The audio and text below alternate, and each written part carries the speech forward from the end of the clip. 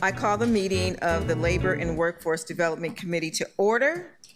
It is Thursday, January 29th at 12 p.m. Diana, will you please call the roll? Good morning. Dunphy? Here. Canal? Here. Novick? Green? Here. Smith? Here. Thank you.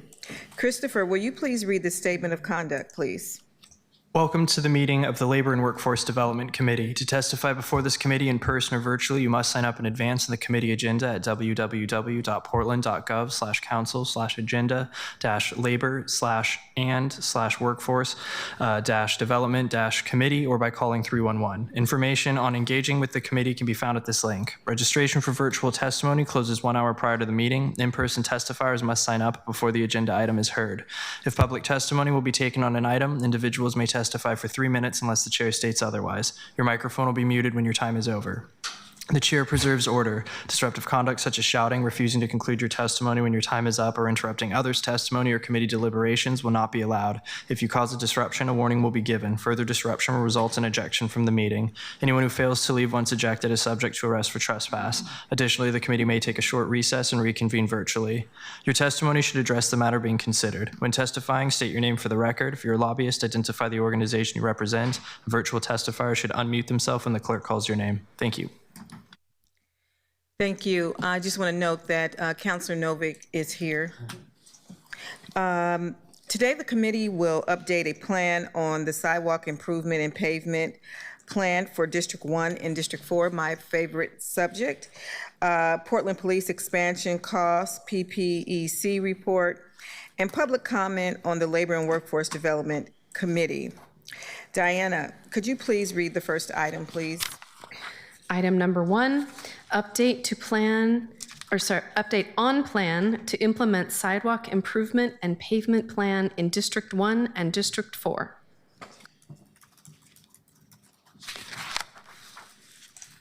May I have a motion?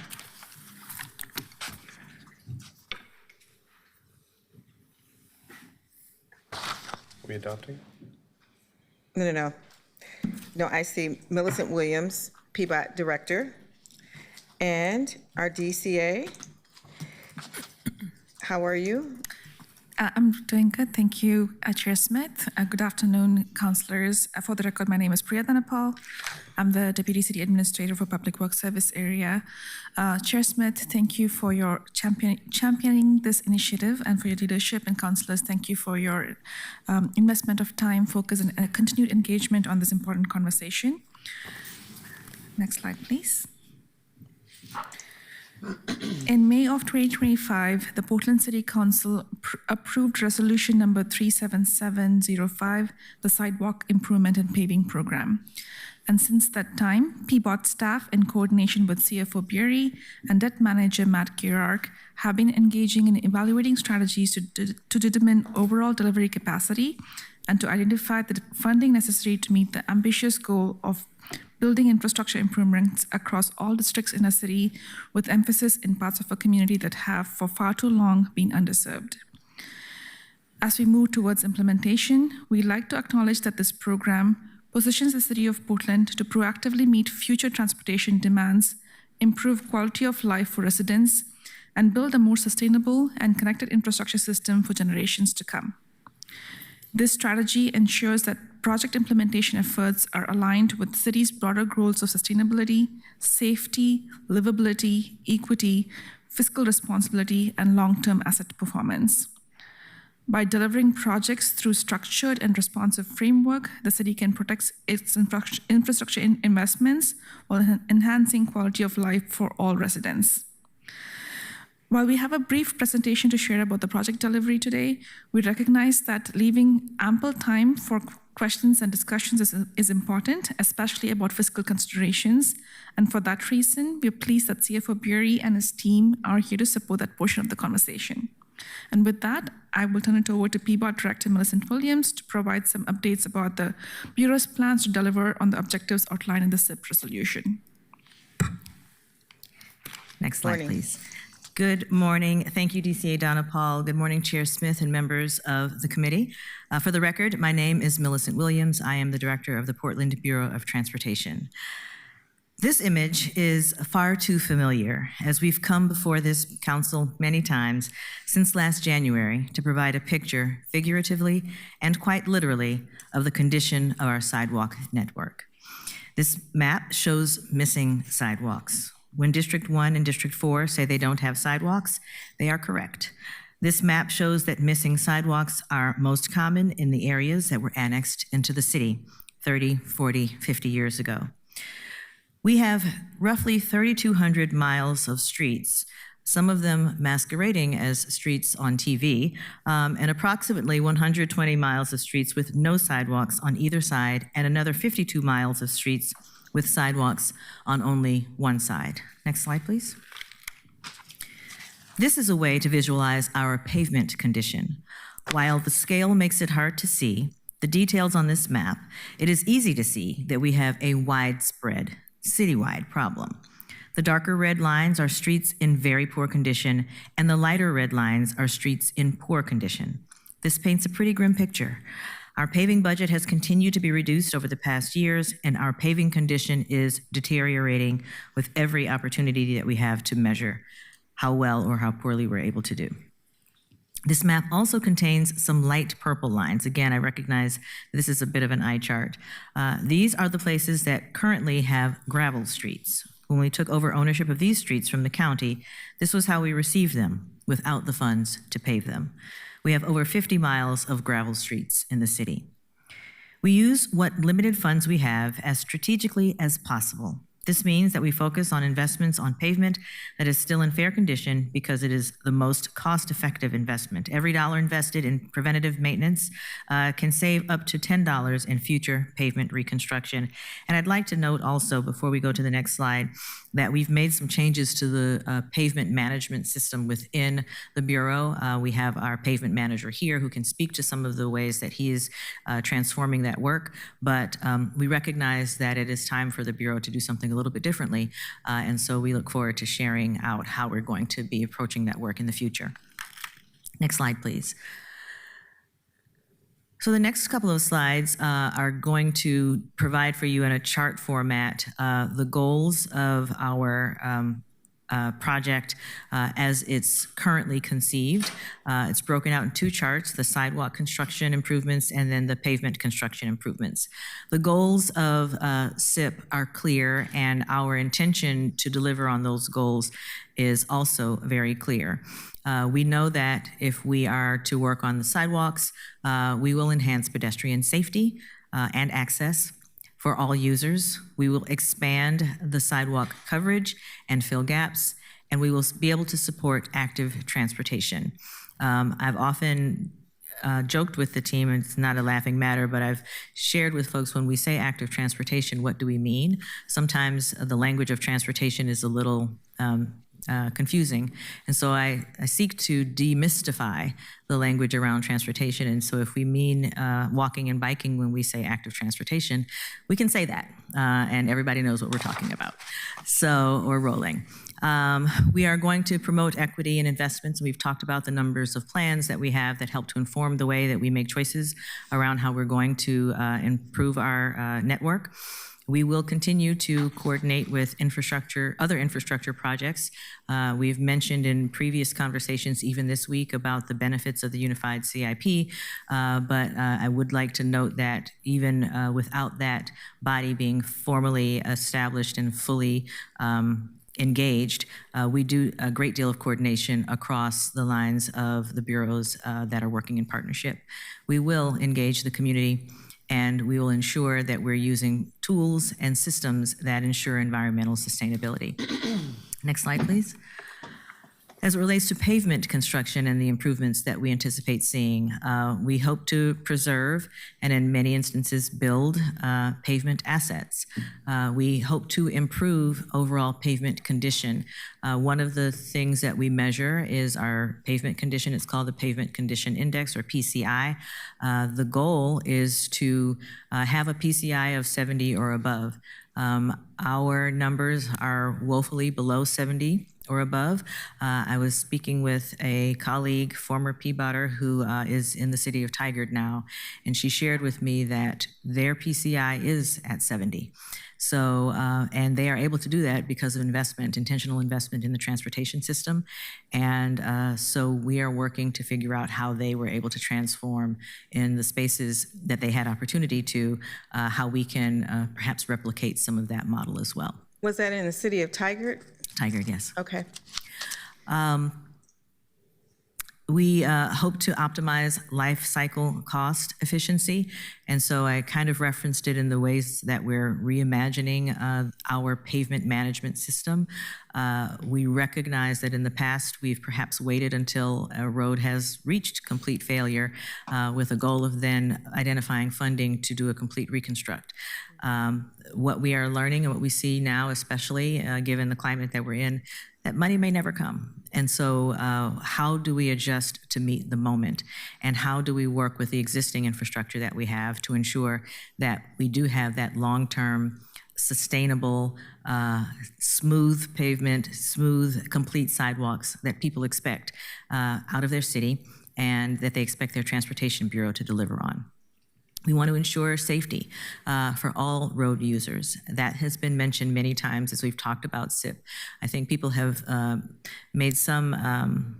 had some misunderstanding about how we are emphasizing the work and thinking that it was only on getting things built, but it's how we get them built and how we are serving community through that building and through that fortification that ensures that while people are using the rights of way that we'll be working on, that they're able to do so safely and that we are holding close and as a key priority, safety in how we deliver and how those systems are used. As was the case with the sidewalk construction improvements, we will be looking at how we best promote equity in the investments.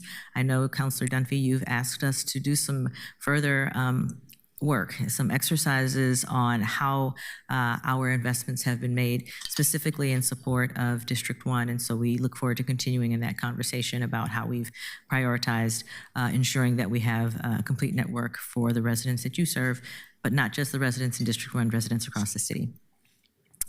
As was the case with our sidewalk work, we will coordinate with our utility and capital project partners from across the city and the region. Sometimes the work that we will need to do will not just be confined to the city.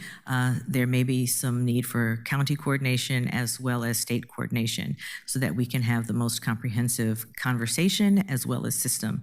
And there are ways that we partner already. We'll just continue to do that work.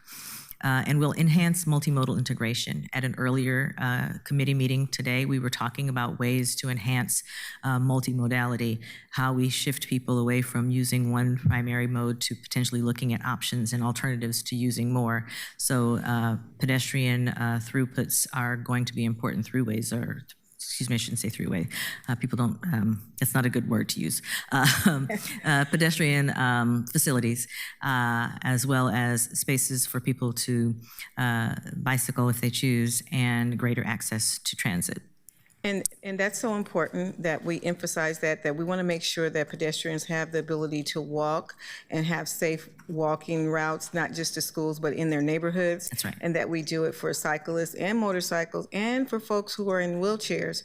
So these active kind of places and for people to go, that they have that ability to cross streets and feel safe and secure. Absolutely. We have a program right now, it's called the Missing Links Program, where we look at the segments of roadway and sidewalk and prioritize how we can do the infill to make sure that we don't see those gaps where people are walking along and then all of a sudden there's nothing and they find themselves in the street. We have a way to, and we have information available to help to inform even the project list that we would bring forward for SIP that is inclusive of that type of work. So we can talk more about that later in the presentation. I was thinking that maybe since Multnomah County promised us some sidewalks, and maybe if we are leading these sidewalks to daycare centers, that maybe we could use some of that $400 million that they have in the preschool money that's just sitting there. That's a tremendous opportunity, we believe. I know that we've in the past worked with PPS regarding some of the ways that their students access schools, and we're able to partner to have appropriate infrastructure. So I believe the same could be the case with Multnomah County, and we have a strong partnership with them. Thank you. Thank you. And then, as was mentioned with the sidewalk construction improvements and the plans associated with that, we also want to make sure that we're reducing environmental impact, looking at alternative materials alternative processes to ensure that we're maximizing the benefit while minimizing the harmful impacts. Councilor Green. Thank you, Madam Chair. Really appreciate this conversation and this update. I just kind of wanted to respond to something that you mentioned, Director Williams, which I think is so prescient and urgent. And it's very connected to what Jonas had said the other day about, when we do this, we need to optimize for life cycle cost efficiency. And that's very, very much in line with this sort of, let's not think about budget by budget by budget, but let's think about this kind of multi-year get well approach to our fiscal health. And so I just wanted to make sure folks who watch these committees and these work sessions connect the dots, because I saw that connection. Thank you so much, Counselor, and I'll share. I'm pleased about the partnership that the Bureau and the service area has with the CFO's office and his team. We've not had conversations without that type of lens to view the work and the honest conversations about what's going to be necessary for us to advance, not just this work, but other work that we have in our plans. Councilor Novick. Thank you, Madam Chair. So I just wanted to take this opportunity to recite my favorite horrifying statistic from PBOT, which I got sort of reconfirmed with Shoshana Cohen recently, which is that we would need to spend an extra $45 to $50 million a year just to keep our streets of citywide concern in their current mediocre condition. Right. So I just want to shout that from the rooftops. If your pavement manager has new innovative ideas that cuts that down from 45 to 50 to 30 to 35, I'd love to hear that. But to me, that is a critical statistic, because that means that without more money, we can expect our most important streets to continue to deteriorate, Absolutely. let alone improve. Thank you, Councilor Novick. And yes, Jody Yates and Dave Miner are both here. I can speak to that in greater detail. But yes, that statistic is, as you have mentioned, quite horrifying. And if that's what's happening on our streets of citywide significance, what's happening on those that may not have that designation. Next slide, please. I'm sorry. No, I said thank you. Okay. Next slide, please. Thank you. So PBOT delivers projects every day, ranging from small pavement repair or sidewalk infill projects, as I've mentioned, to large-scale capital projects. So projects ranging in size from $100,000 on up to $25 million. There are key principles that guide our work, including oversight activities, assessment of risk, project lifecycle tracking, and this is where we focus on scope, schedule, and budget, cross-disciplinary coordination, performance metrics, and the ever-present and necessary stakeholder engagement. Next slide. I recognize that you can't actually see the details on these dashboards, Councilor Smith, but you've asked us about ensuring that we can provide dashboards for the public to be able to find out more about what we're doing and where we are doing it. This is a real live snippet of the dashboard system that we have in place for all of our projects. And so we will be able to, and the public will be able to go into a dashboard system, click on a few different filters, and find the information that they'd like to see. Even today, as we're engaging in construction work, especially in the city, but all types of work throughout the city, no matter the phase, people are able to go into the system, Portland Maps, and find out where we are actively engaging. And PBOT does, in my view, a tremendous job of ensuring that the community knows what's happening in their community and when it's going to be happening, and when things will change, and how we can be community partners in making sure that they're aware of what's going on. But I recognize the importance of being able to share with community and gain trust with community through information sharing. And so if they can see that a project, and this is a real project, but I didn't want to put the project manager, I didn't want to make him nervous. He's an excellent project manager, by the way. But the bar graphs tell a story. We shouldn't have to dig too deeply to find what we're looking for. If you're looking at the orange and blue bar graph, you can see that spending is happening in one place for a period of time, and then you see a spike or you see a drop. And that helps us to ask the questions, why is that spike happening there? What isn't happening in other places? Who are the people who are contributing to these numbers? And so it's broken down not just by the project attributes, but if you look at different slices of the dashboard, you'll also be able to see which contractors are working on it. We'll be able to determine what percentage of DBE firms are working on projects. We'll be able to tell you to the dime and to the dollar how much has been spent on a phase, where we are with the schedule, and when we can expect to close out projects. So we recognize that that's important for people to be able to see. And there's no secret with what we're doing. We want to have an open dialogue and an open system for people to be able to go in and see what's going on. Next slide, please. So as I mentioned, we deliver projects all the time, and even today, we have a hybrid model for that delivery. There are some projects that we deliver in-house through our maintenance operations group, but there are others that, based on size and complexity, we contract out. Such will be the case with projects that we identify through the SIP initiative. There will be some that we will be able to self-deliver. There will be some that we can field fit. Others will require some engineering, which we have engineers that are able to go through that with our project leads and design structures and streets and sidewalks that would be able to be delivered either by our teams internally or by contract teams. We're looking at how to subdivide the work, not in order to avoid any triggers for a procurement need to engage in a different process, but really to determine how we can, again, most effectively use the dollars.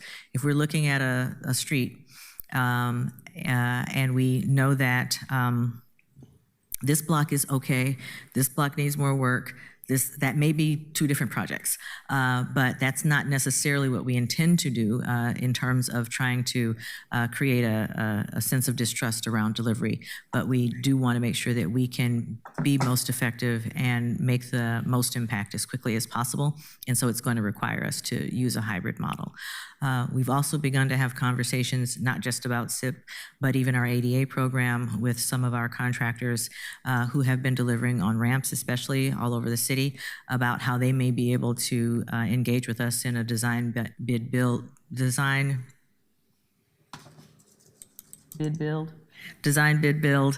process. I knew I had it right, but I also wasn't sure. A design bid build so that it is wholly owned. They own not just the responsibility of delivering in the timeline that's necessary, but also they carry the risk of not getting it done. And so, but that's not something we're looking for. We don't want for people to feel like we're coming for you as much as we want for folks to know that we're working in partnership, and we believe that they can be a part of our solution and further our ability to move further faster, and with speed not being the goal, but efficient use of resources being the goal. Next slide, please. So you've seen this before as well in earlier conversations, some of you anyway, I'm sorry. I recognize if we've presented this in T&I, Councilor Canal, you might not have seen this slide, but I wanted to make sure, and also Councilor Dunphy, I wanted to make sure that you had an image of what is possible, where we are. Long story short, we have a $6 billion asset management backlog. Even with significant investment, it only goes a little way to fill the void and fill the gap. As we've had many discussions over the course of the past several months, the challenges that PBOT has are decades long in the making. And with the recent actions that have been taken both at the federal and state levels, we find ourselves in a rather uncomfortable position. And so it will be important for us to, again, not just be strategic about the work that we do, but strategic about how we talk about funding that work and making sure that we're maximizing the investments that we do have. There will be the opportunity for us to pair investment from one source with another. I will use the Fourth Avenue project as an example. It's not a good example of a SIP project, but as an example of a combined effort. That project, while $25 million, so considered a large capital project, funding for that came from Fixing Our Streets, which is a ballot measure, which was the paving part of the project, Councilor Novick. It also, there were contributions from Metro, from TriMet, from BES and Water. So there was a comprehensive approach to getting that project done. And we see the transformation that was possible. So when we are able to leverage dollars to enhance the investment, that's what we seek to do. However, we don't want to allow our conversations to get in the way of us moving forward as well. So there will be a need for significant support from this body and the full council as we begin to make strides to either improve or make changes in the right-of-way in our corridors, that we're able to have the conversation about why it's important for us to move now and with some urgency, and that just because we touch something one time doesn't mean we won't come back. Doesn't mean that. But we do have to address the needs that we have, and we do need to do so with some urgency. So the Bureau is appreciative of the opportunity to be able to be a part of not just the conversation, but the construction of the program to be able to deliver for Portlanders across the city. Again, we recognize that this resolution does highlight specifically Districts 1 and 4, but there are many roadways and sidewalk projects that extend beyond the boundaries of Districts 1 and 4. And no, they're not. There's Councilor Dunphy said there aren't, just for the record.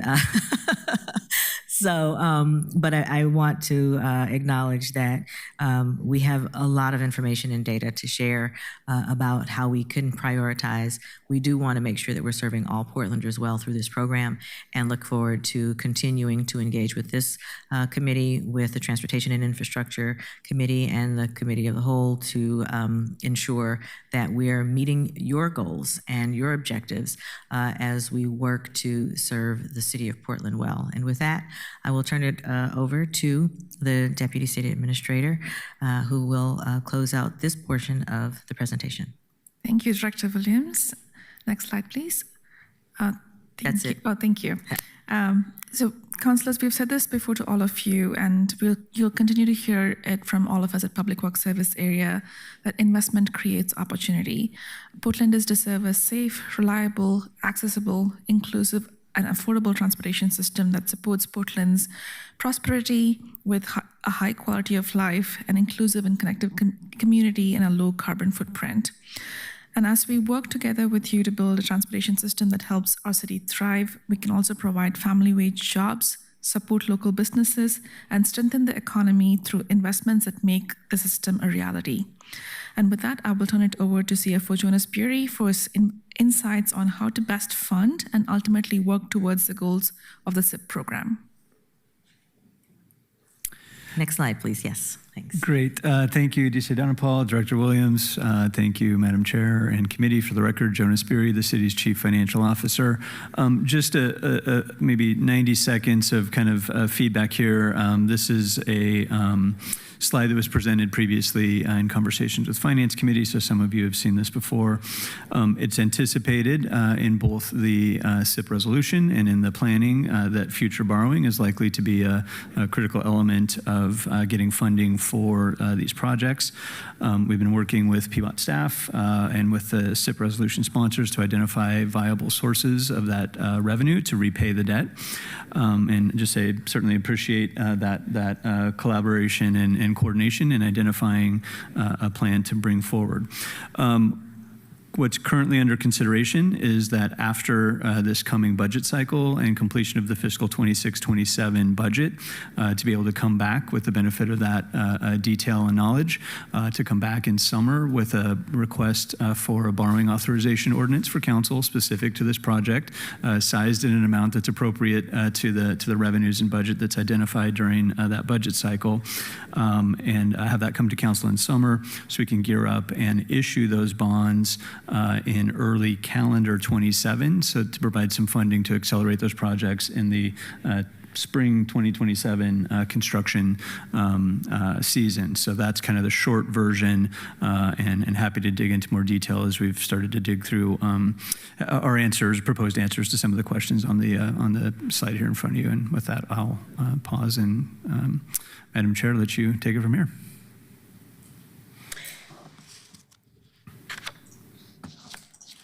Thank you. So just, I was trying to look up something about the aerial tram, and I haven't been up there for forever. Are there any, and that's in District 4, are there any safety concerns around the tram? Do we have appropriate safety measures and sidewalks? I haven't been up there lately, have you? I mean, it's pretty well appointed as far. Thank you, Councilor Smith, for the question. The aerial tram, aside from being the singular transit tool that has never gone down, it has extensive support for its safety, both as people are traversing to either the lower southwest waterfront station or at the top at OHSU. Extensive infrastructure has been put in place to ensure that people can get to that safely, as well as using the other modes in that area. The folks who are under the tram, there were initial concerns when it was being conceived of and built, but since that time, there have been no concerns, and in fact, that part of town has become even more desirable because of the tram. People are excited about being a part of that neighborhood because of that amenity and the unique nature of that. But the infrastructure there is largely quite well appointed. There are a couple of pockets, though, I will share, that aren't necessarily related to the tram in Southwest that we need to give some attention to. And perhaps we've talked about those, I know, at the Transportation and Infrastructure Committee, like the spaces around the International School and some others. But we're aware of many of those, but as it relates to tram, that there aren't any concerns there. Okay, perfect. Councilor Canal. Thank you, Madam Chair. If you could pull the slides up with the maps again, I'd appreciate it. I was surprised to see the title of this included the names of the specific districts, and then the presentation didn't. You do have the lines on the map, but just noting that when we passed the SIP at full council, there was legislative intent talking about how there could be projects in other districts. And since it came up, I just wanted to ask, you may see kind of, about 3/4 of the way from left to right, and up near the top, just above Sandy there, that pocket of red lines.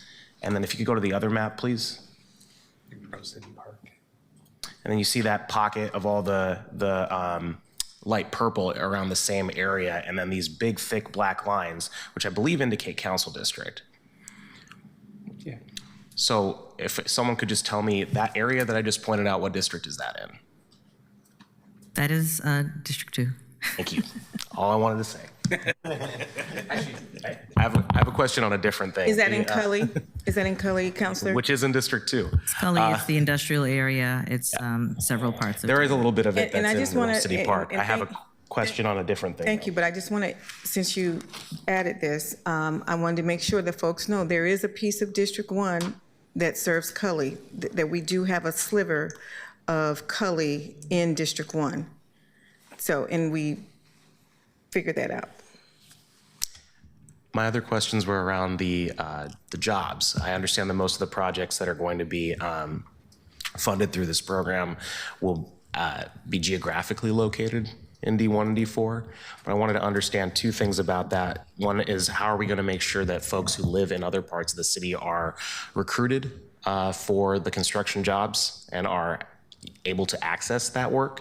And the other part is if Prosper specifically has a role in the outreach and recruitment of workers, specifically workers of color, across this process. I'll answer the last question first by stating that I would need to check with Prosper to find out how they may be able to help to ensure that those contractors that are engaging in the work are doing all that they can to recruit the workers from across the city. Regarding the first part of the question, it's a two-parter, and Jody Yates is here to talk about our own statistics about who delivers the work within the Bureau. As it relates to the demographics of the contractors and the contractor staff that would be delivering the work, we can provide that information as well. We are not suggesting that because the work is being done in District 1, 2, 3, or 4, that it's only work that's available for people who live within Districts 1, 2, 3, or 4. We are just acknowledging the prioritization or the emphasis on those areas based on the resolution. Appreciate it. And I'll note there were some other things that relate to the North Portland, deep in St. John's and Cathedral Park as well, that we'll circle back to. But my broader concern is ensuring that a district that suffered from gentrification, from marginalization, from the loss of generational wealth is able, for those who have managed to hang on and those who live there now, to have access to these jobs, because these are among the best paying living wage jobs in our city as those come up. So just wanted to make sure that was on the record. Thank you, Madam Chair. Thank you, Councilor Canal. Councilor Dunphy. Thanks. I have a couple of questions that I don't feel even honestly qualified to ask, but I'm going to try. Okay. Jonas, maybe this is for you. When we are bonding or issuing bonds like this, do we bond against, do we use assets that the city owns in order not leverage, but as collateral. Collateral. There we go. Do we use that as collateral in our bonding capacity? Do we look at does that affect our ability to bond? And also, does the kind of thing we are bonding against change the amount that we're able to borrow? If we are, for example, having a levy that is mostly going to staff time versus a bond where we are building an asset that will exist, but also it's not like an asset that could be repossessed if we defaulted or something. But how does that all work? I just don't understand. Yeah, great questions. And so I'll provide an answer, and then Councilor, tell me if I'm answering the question in the way that you're looking for. But I think I understand what you're asking. When the city issues bonds, what's often called collateral, the language we use is security. And so what that means is the legal things that we are saying we will commit to pay the bonds back. And there can be different levels of that. It is not, to answer your first question, typically asset specific. That may be a corporate structure. That's not something that's typically used in public finance. So usually, the majority of things that the city, the majority of bonds the city's issued, maybe back up, the vast majority are for the utilities. And so the security for the utilities, for the water system, the security, the dedicated payment source is water revenues. For sewer system, it's sewer revenues. Outside of the utilities, most of the debt that the city issues for other non-utility projects is backed by the general fund. Meaning the security, the dedicated pledge to repay legally is the entire general fund.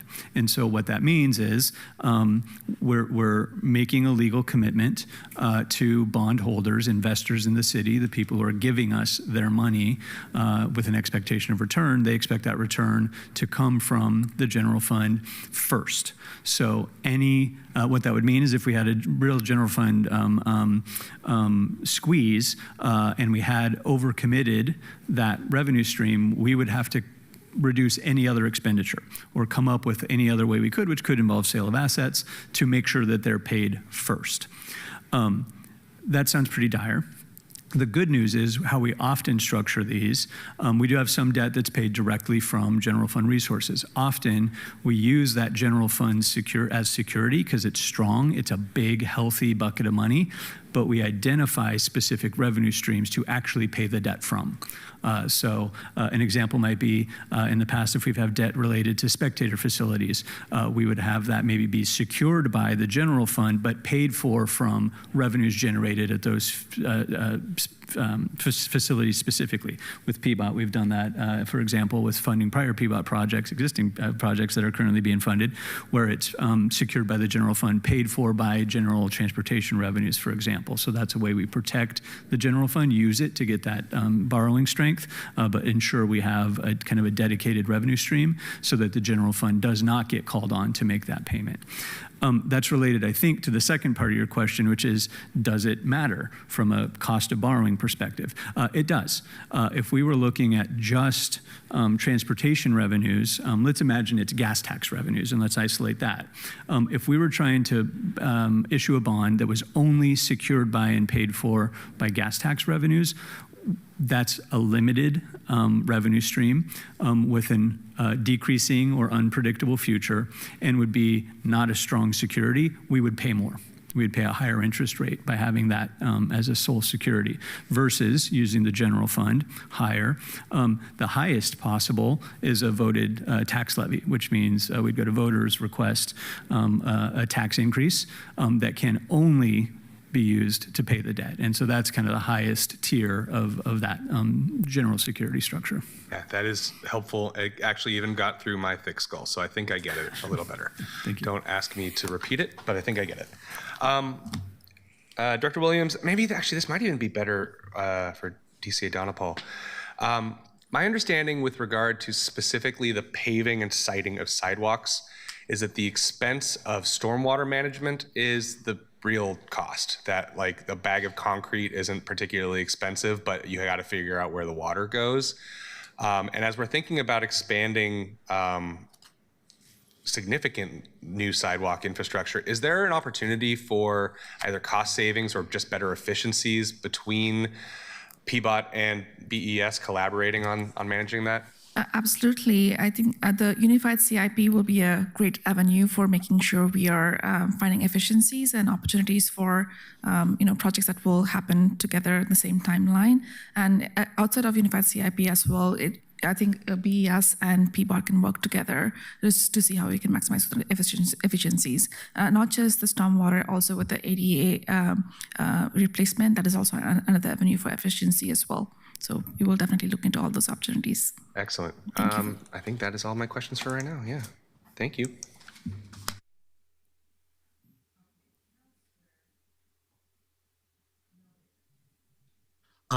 First of all, I just wanted to follow up on the question that the Council President just asked.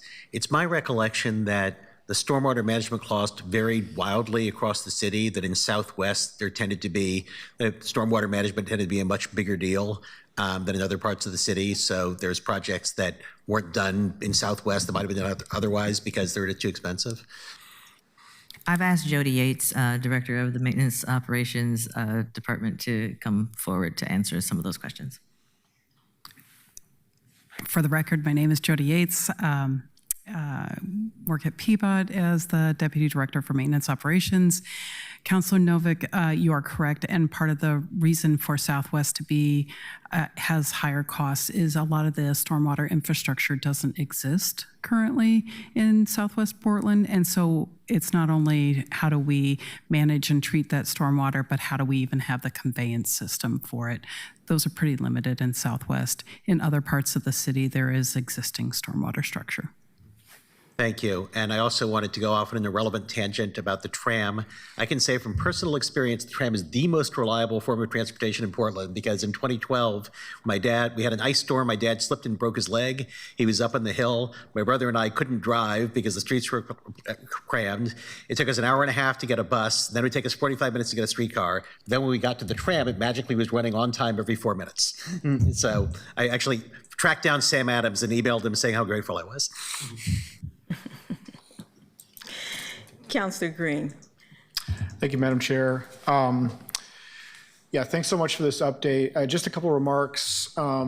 This isn't free. Everything costs money, even if you bond for it. And so I just, for folks that are not in the T&I committee or the Finance Committee, we have been increasingly talking about different revenue opportunities that are I think will come before the broader body at some point to approve. And I think that's, transportation utility fee in particular perhaps could be the source of some of this bonding.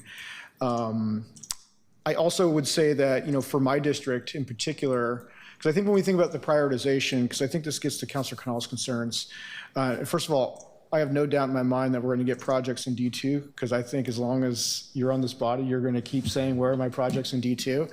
I'll note that I did grow up on 78th Avenue between Mason and Skidmore. There's still, there's just a gravel road between 79th and 78th there. So I feel you.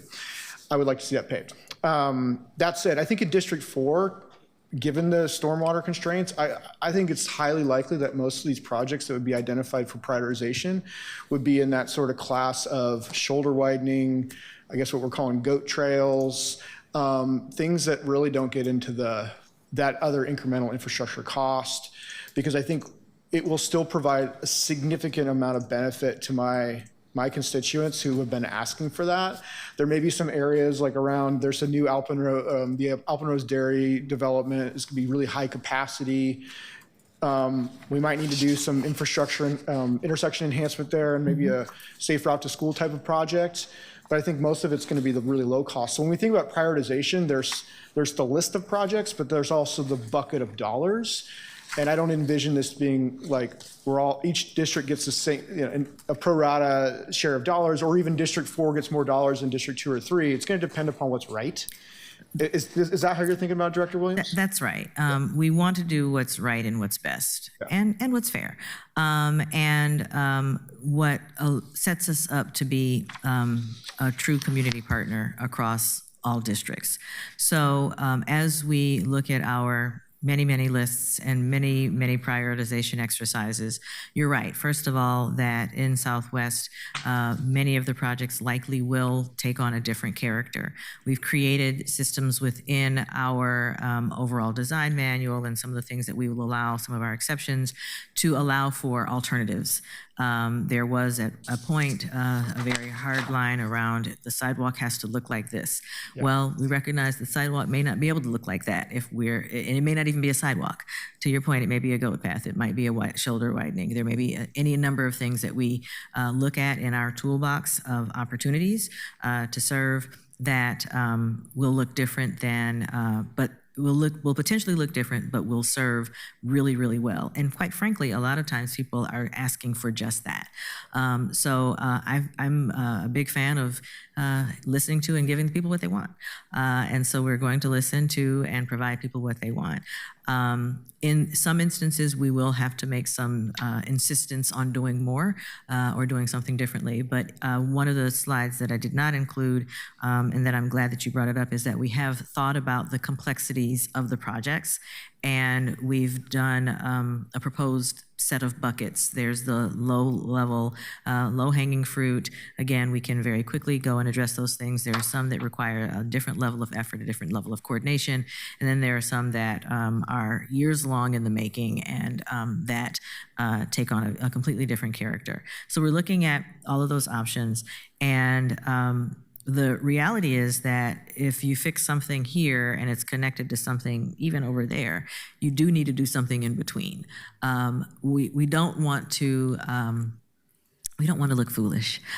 We want to demonstrate that we can see that there is a gap, and that we are able to be responsive to what that gap is in ways that make the most sense. I know we've been before council before, and there were questions about, well, you're working on this side of the street, but there's a pothole down there and nobody did anything about it. And some of the reasons for that are not just because there isn't the budgeted authority to do that thing, but frankly, sometimes, and Jody can support me in this, sometimes they don't have the right equipment to do the thing that you think makes sense for them to do. Sometimes it's not the right staff to do the thing that you think it would make sense to do. Sometimes we do have to be mindful of what union a certain group of staff are in versus another group of staff, and be attentive to making sure we're managing around those restrictions and limitations. So it's not that we don't see it, and it's not that we don't care, but there are things that are I don't want to say barriers, but things that we need to consider as we think about the future of our work. So know that as this program evolves, we will be coming to you, all of you, for your insights, thoughts, recommendations. I know that in previous conversations, not necessarily in a council meeting, we've shared with at least you, you, Councilor Green, a list of all the requests for service in your district as you were looking at how you might be able to invest a sum of money toward solving a problem. And I think that your team was quite surprised to know that there were actually 300 things that had already been reported that people have requested us to provide service to. And so we want to make sure that we're doing what's right and best. And we won't be taking steps without making sure that we're bringing you along all the way. That is really important. Again, just as much as we're gaining trust and favorability with community, it's important that we have a good relationship and trust and favorability with this council. And it's not just a political conversation, it really is a practical one about how we can deliver service well. Well, thank you, Director Williams. That makes it very easy for me to go back out in my community and talk about this good work. Thanks. Thank you. Thank you, Director Williams. Thank you, everyone, for coming. We're at time right now, but one thing that we did not talk about, and I don't like to talk about numbers, but if in case folks who have not been following this, CFO Barry, we have been talking about authorizing $200 million and actually bonding for $100 million so that we can do 50 million a year and maybe possibly 200 over the course of 4 years. And because there's such a big conversation going on statewide about transportation, I didn't want to give anybody any heartburn right now talking about this because I know a lot of our funding is based on state funding, and so we have to look at the entire ecosystem of the transportation dollars so that we know what we're doing and what we can do and what we can't do and what we have to take away and not take away. So those are the things that we're working with. We're working towards a $50 million a year over the next 4 years to be able to get this done in District 1 and in District 2, and to also bring jobs into the community. We know and understand that this is an opportunity to have apprenticeships and to get a journeyman, to get their journeyman status, and this will help many folks to do that. So I'm excited about it. I'm glad to talk about it. Even if you're not on the agenda, I'm always talking about SIP. So I try to figure out how to put it in every conversation that I have on this dais. But I thank Councilor Green for partnering with me on this because this is so important and it's critical to many people. And there's a lot of complexity to just, filling a pothole or paving or doing a sidewalk, if we can do it large enough to do all the things that people need in the drainage. It's so huge, but we are up for the challenge, and I appreciate the work that all of you have done over the last year since we did the resolution, and hopefully within this next year we'll do a ordinance that will mandate all of this good work that you guys have been doing. So I appreciate it, and thank you so much. Thank you, Councilor, and we look forward to giving all of you hard hats and shovels so you can go out and help us to start transforming our city one road and one sidewalk at a time. Can you get my name put on it? We can get your name put on it. We have I don't care really if we just good put artists. a piece of tape. It might be that Councilor Smith. because we do want to be cost efficient and make sure we're not squandering money on customized items. But I do think it is important. I often go out with the teams to witness and do the work. I filled a pothole or attempted to. I got halfway through it and had to turn the shovel over. Those folks are out there every day doing really, really hard work. And I think it is important for us to not just understand the finances around it, but like you said, the process and the complexity. And it's not always as simple as it looks, but we invite the opportunity to continue and engage in the conversation and to show you our work and to continue to partner. So thank you for the opportunity. Excellent, thank you. Diana, could you please read the next item? Item 2, require Deputy City Administrator for Public Safety to provide a report on police officer recruitment goals and costs. May I have Bob Kazi, Elizabeth Perez, Bree Brown, and Nathan Lemmy come to the dais?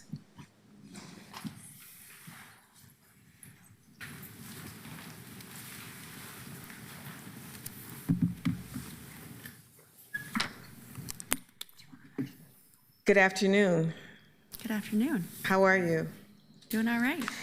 I am doing good too, and this is some exciting work, and I think that we've been having this conversation privately about how much does it cost for this or how much it costs for that. But I just want to tee this up to my colleagues that I'm bringing this resolution. It comes before us at a moment when Portland is navigating two intersecting realities. Our long-standing commitments to climate action and community safety, and a $120 million budget deficit that forces us to make decisions with precision, not assumptions. My goal today is not to elevate one value over another. It is to ensure that whatever choices the city makes in this coming year, we're working from real, verified data. Right now, we know a few things with certainty. Portland's police staffing levels are well below the national average that go from 2.3 to 2.5 officers per 1,000 residents. We currently have 877 officer positions with 65 vacancies, which puts us at roughly one officer for every 725 residents. We also know that response times, investigative capacity, and community-based policing outcomes are directly tied to staffing levels.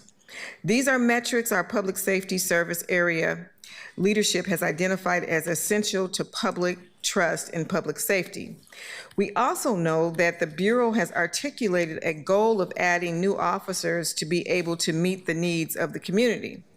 But what we don't know and what the resolution seeks to clarify are the fundamentals. What organizational structures would support that level of staffing? How long would it realistically take to recruit, hire, and train the adequate number of officers needed? What would it cost?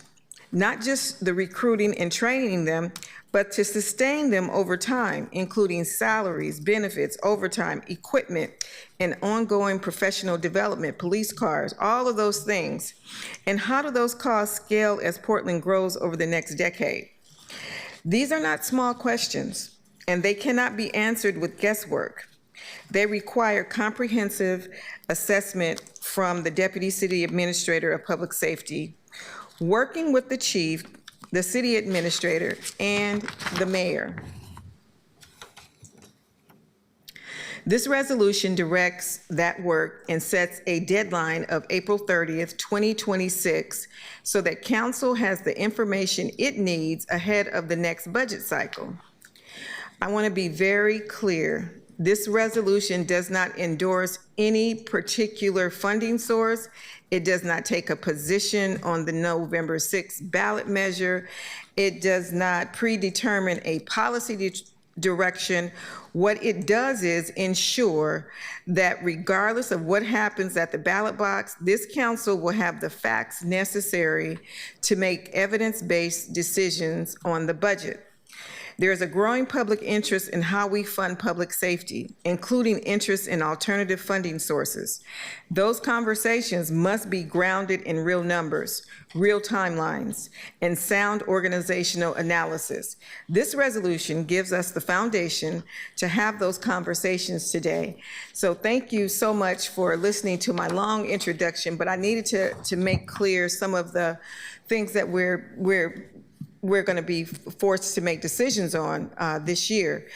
And I thought it would be good for us out of this committee instead of the Public and Community Safety Committee, because we're talking about actual workforce and how that's going to impact our workforce. So I appreciate you all coming today. And who wants to start first? I can start. Elizabeth. Okay, Elizabeth. Elizabeth Perez. Today, I am the Enterprise Services Director for the Public Safety Service Area. I also want to share that AC McMillan is here from PPB, if there are any direct questions for PPB. First, I want to send my regrets on behalf of DCA Kazi. He is having emergency dental surgery today. So we are maneuvering a lot. We had 2 all-staff meetings today with the entire service area and a number of other important meetings that we are navigating. So I'm just going to share a few of the talking points that DCA Kazi had prepared, and then we're happy to take any questions that folks have. So first, want to just share our appreciation for your interest in grounding public safety staffing discussions in clear data, realistic timelines, and transparent accounting of costs. The resolution does align with the city's shared goals of making evidence-based, fiscally responsible decisions about investments in our public safety system. The requested report is feasible and largely builds on work that is already underway at the Public Safety Service Area, Portland Police Bureau, and our business services.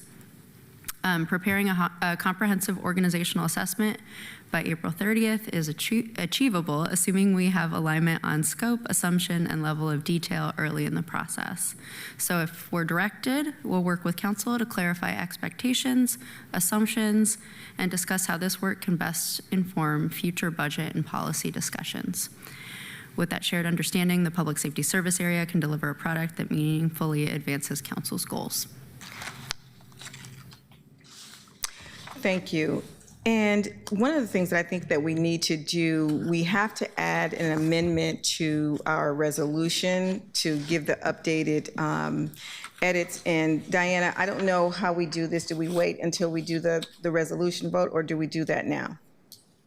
If you would like to introduce it now and get it on the record, that would be great. Okay, I would like to get on the record Smith Amendment 1, to require the Deputy City Administrator for Public Safety to provide a report on police officer recruitment goals and costs. And I think you all have a copy of it. It is posted in the item, yes. And colleagues, in front of you, you have the updated amended Smith 1. And I hate to do this ahead of I always like to do this ahead of time, but I apologize for getting this to you on the dais. Are you for? Yeah, I'm Yes. more than second. Thank you. I just was not sure if you were asking for it yet. Yes.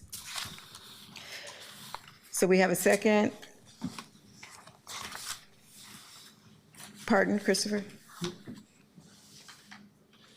If there's no discussion, we could call the vote if you'd like. We were going to call the vote at the end. Or do you want to call it now? We can discuss the amendment. Yes. So were there any other things, Elizabeth, in the resolution that you think that we should improve upon? Not at the moment. We really appreciate the fact that we were able to work with your office from the beginning. So there's no changes that we are asking for. Everywhere I go in District 1, there are 2 things that people talk to me about. It's about homelessness, livability, and it's about public safety. And everyone, they want more public safety, whether that's coming from community-based organizations, but they also want police officers. And I think what this will do, it will give us a baseline, because if there is a ballot measure in November and that ballot measure passes, and let's just say it says it's going to take 25% from PSEF, which is very, very controversial at this point, and it says that we're going to pay for 400 officers. I can guarantee you on January 1st, that month when I do my town hall meeting, they're going to ask me, when do we get our police?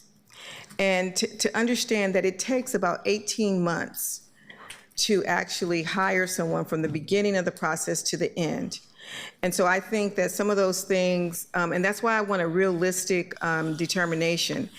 And I don't know if we put the note, but I was talking to the governor, and I said that the issue around public safety is a big deal, but until we get the capacity to expand Salem's process with DSST, I don't know that we could meet any of those goals. So could you kind of explain what the timeline is? Because we can't take over the entire training section. All the other police recruits have to get trained in Salem as well. So we can't just bulldoze our way and take all the slots. Do you know how many slots that they have actually? I heard it was 100 per. I do not, but AC McMillan might. Thank you. Could you come up? Thank you so much, and introduce yourself. Amanda McMillan, Portland Police.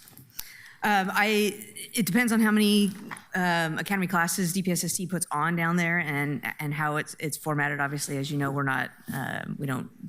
we drive some of that depending on our need. For example, this year, my understanding is they're not going to have an academy starting in the month of June. That changes how we do things. Our targets have varied, and we've got, I think, our partners at BSG can help us out with numbers and what that looks like over time. They've projected a lot of that, just a difference in a couple of people, even a quarter, and how that plays out over time.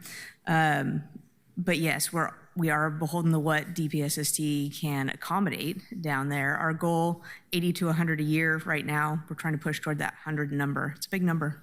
It is a big number. Mm-hmm. And in light of, and what I want this detail to be to consider the retirements that are going to take place, because if we train and educate 100 and we got 100 coming out, we're still not ahead. So I'm really wanting some realistic goals and numbers, because people are going to be asking for this if this actually passes. And so I want to be able to say that we put out a report that identified the where we are right now, not where we think we're going to be if we expand, but where we are right now, realistically, and then base that on the numbers of people who can retire. When about 2 weeks ago, we had a committee hearing, and Human Resources came before us and said, right now, there were 450 people as of December 31st, 2025, that were eligible for full retirement, full 30-year retirement. They didn't break down how many were police, but looking at those numbers and in partnership with HR, I want you all to look ahead into the future to see exactly what it is, so that we can give a real-time number and timeline, what's going to happen over the next 10 years, and how do we have to do, what do we have to do to actually get to that point if we're talking about 400? And I'm wondering, Nathan, do you want to talk about where we're at now? Yes. Yeah, my name is Nathan Leamy. I manage the team that does budgeting, strategic planning, and performance management for the Public Safety Service area. Thank you. I worked for the Police Bureau originally until I got moved out to the Office of the DCAs of Public Safety. I've been around for about 5 years. And some of your questions you're asking, they've changed substantially over the 5 years I've been with the Bureau. When I began back in 2021, this was in the midst of the Great Resignation that took place around COVID and racial justice protests that were taking place, a large number of absences and vacancies. How many? I think we peaked for sworn at about 130 or so. We also had a hiring freeze due to the budget and the state of the city and the world. There was a hiring freeze put in place citywide that included the Police Bureau. We didn't take applications for a while. So your question of sort of what the bottleneck is, at one point in time, DPSST was the bottleneck, that we weren't able to get people in the classroom and get them trained. Right. But there was a point where the bottleneck was that we closed the bottle. We weren't accepting applications and inviting people in. Right. Once we opened that back up again, the bottleneck for a short time was around backgrounding. Before people go off to training, they need to get backgrounded. We had laid off and we hadn't filled some of our positions for backgrounders because we weren't doing hiring. Right. So that meant that people weren't able to get through that step in the process. Once that part started moving again, then it became getting folks trained. The state had laid off a lot of their training folks. They had reduced the number of academies they were doing. So it's a moving target over time about sort of where you're going to see the constraint. At this point in time, the sort of biggest constraint for the Police Bureau is just the number of viable applicants.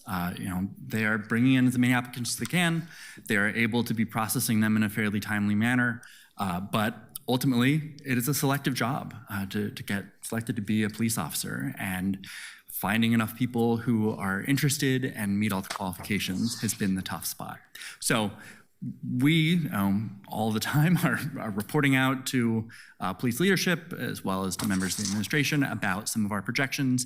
It goes into the budget documents that we're submitting right now about what we think hiring will be and what spending will be in future years. And that continues to be the sort of slowing factor and why we still have vacancies in the Police Bureau, is that we're not able to get enough qualified applicants in. The other part of the equation, as you mentioned, is separations. We are currently going through the sort of end of a wave of folks who were hired in the late 90s and early 2000s who are now reaching the end of their careers. There was a large hiring push at that time. We have a sort of cliff where we are seeing those people retire out and leave the service. At the same time that we're going to see that sort of drop off and we expect to see a lower number of retirements, we have seen an increased number of people who are leaving the career mid-career, or they're transferring to other to bureaus in the state. So you may be aware there was a shift of how we did retirement pensions. Previously, everything was held within the city of Portland with FPD&R.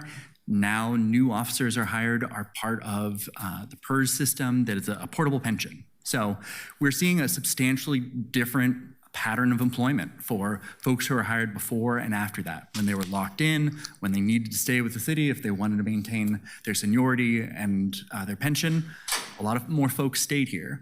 Now with that flexibility, we're seeing a lot more turnover. So in our projections, we have projections that go out 5 years right now that sort of show those changes. We've updated those on a regular basis. Happy to update those and provide more information in April. I was looking for more of a 10-year, 15-year projection because I don't know that we can reach 400 in 5 years.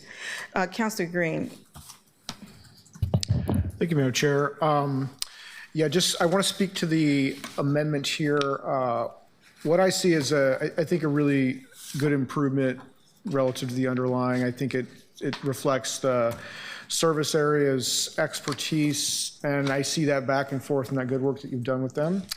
I think on the whole, as amended, I don't have any particular issue with this. I think it's good to provide this level of information, especially if voters are going to go out and try to make an informed decision on whether or not they want to cut into, which I think, frankly, would be a terrible idea, into the Portland Clean Energy Fund for this. They should really know. They should really know whether or not we could actually execute that. And it doesn't seem to presuppose what our intents are in the resolution. So thank you. So yeah. So I'm going to support this. I do have to note though that there's not a financial and budgetary impact to this resolution, and that may not be relevant. But I only raise it because there's some councilors who will bring forward resolutions and people will get wrapped around the axle on, hey, you didn't do your financial analysis. And I know it always costs something to do extra work that's not in there. And I just need to say that for a record. Thank you. Thank you so much. Anyway, I'm prepared to support this. Okay, I appreciate it. Councilor Canal. Thank you, Madam Chair.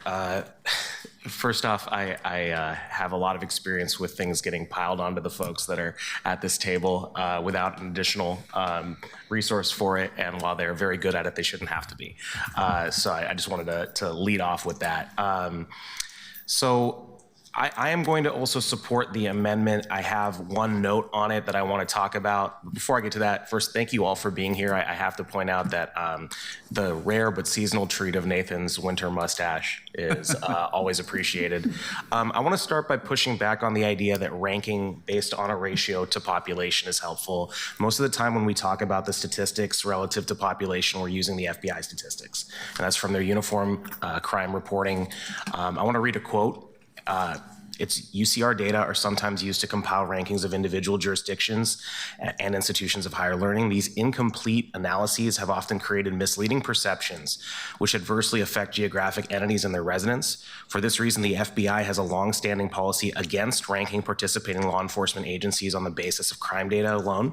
Despite reading repeated warnings against these practices, some data users continue to challenge and misunderstand this position. It goes down later and talks about when providing and using agency-oriented statistics, the FBI cautions and in fact strongly discourages data users against using rankings. This is originally designed to protect against ranking based off of crime, but it also talks about the statistics in a different section similarly with relation to ratios. Population. I just wanted to talk about, ratio of officer count to population, largely because crime data is different, the crime landscape is different, and the needs may be different. I'll also mention that we are different because we have mobile crisis response, which is a difference with some of the other cities that are often compared to.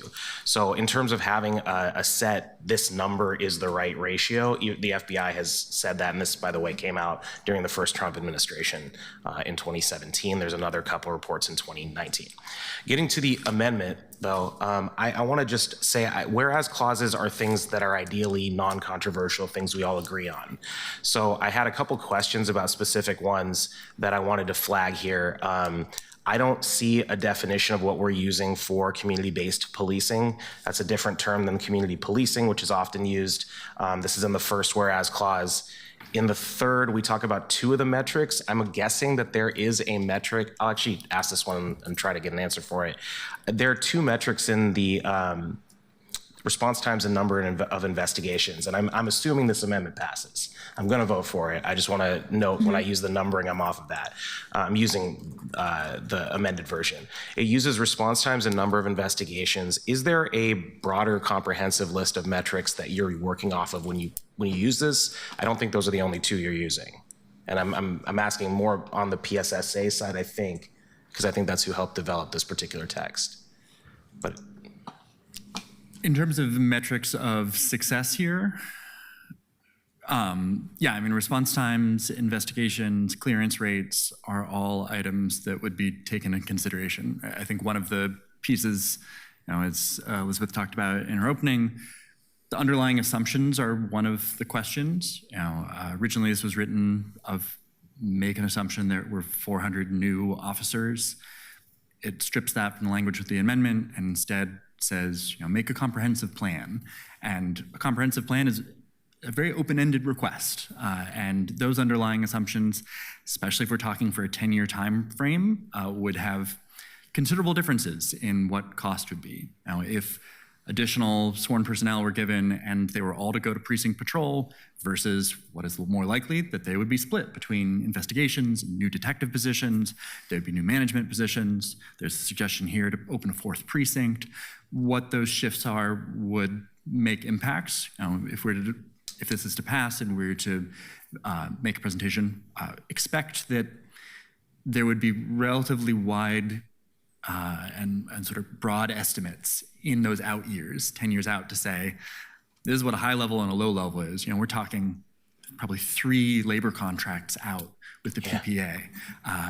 I know not what will be contained within those contracts, how they would shift things. And Councilor Canal, when I was talking to DCA Causey, when we originally put the 400 in, and he was saying that the reason why the comprehensive is there because it could be very well more than the 400.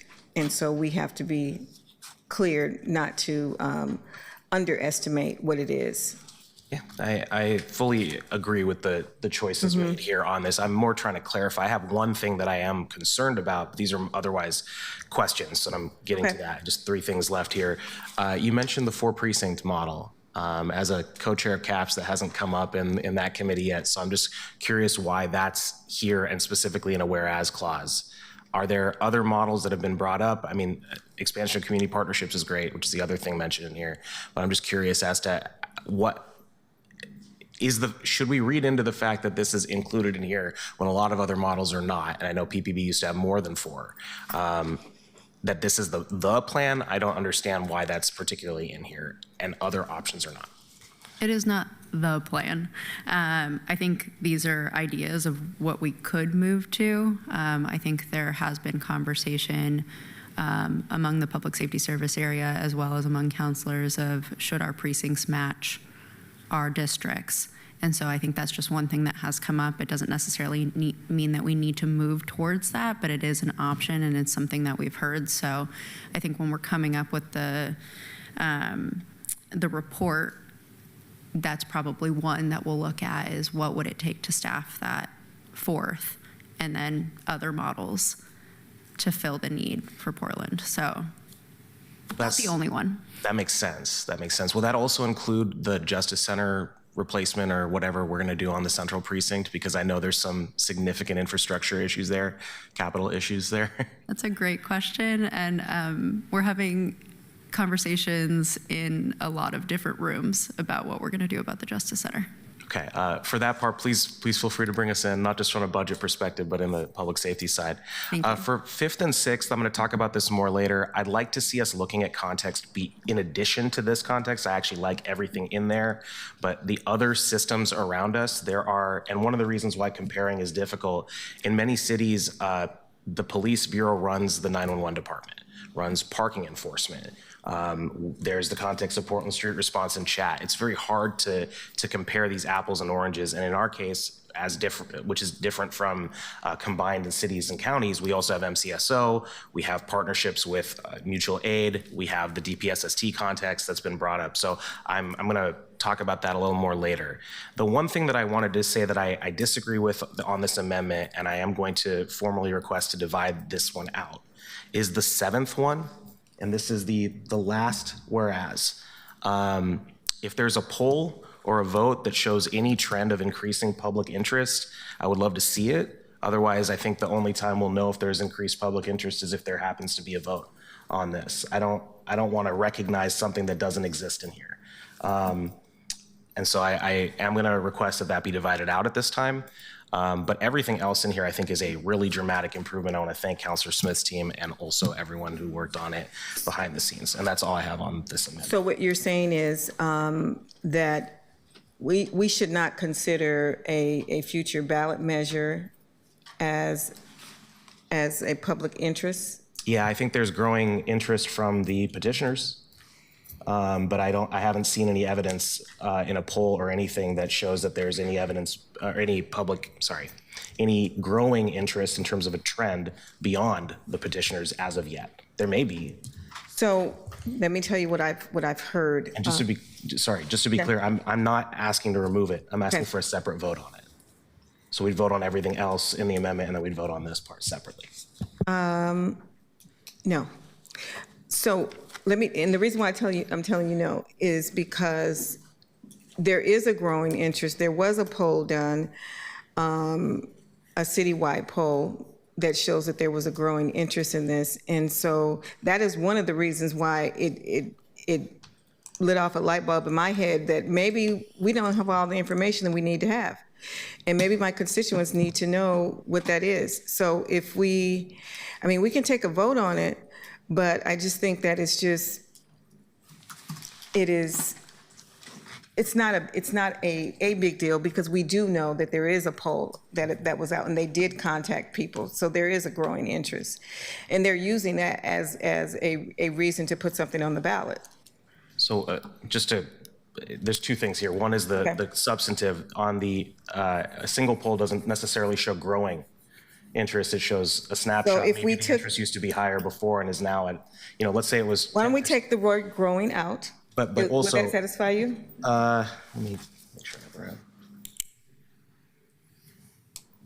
I would prefer to just have it be voted on separately, which leads me into the procedural part of it, which is that the counselor who made the original motion can designate which element is voted on first, but any one counselor can request a separation for two separate votes on everything else and on this.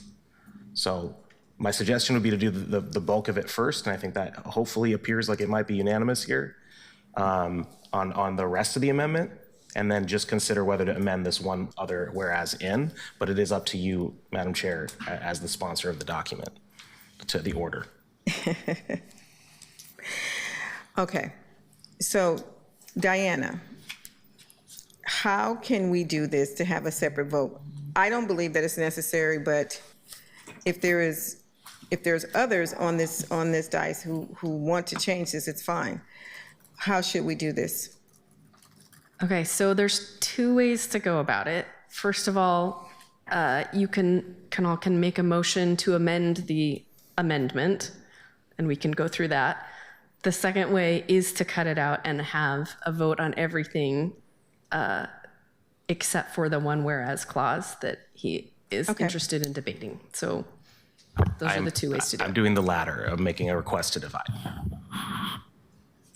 And I'm aware that the counselor needs to, the sponsor of it needs to give the order, whether it's everything else first and then the one, or the one first and then everything else. Correct. So why don't we do this? Why don't we do the one first and take a vote, and then we will vote on the resolution. There's still the rest of the amendment. We Right. haven't done the rest of the amendment. Well, that's what I'm talking about. Okay. Let's pull yours, what you want pulled out first, and let's have a vote. Okay, thanks. To be clear, I need clarity on what that separate. So in Smith 1, there is that. a lot of amendments in here, and the only one that would be pulled out is the final new whereas, the one that begins "there is growing public interest." And as per Chair Smith, we would be voting on that portion of the amendment first. Okay.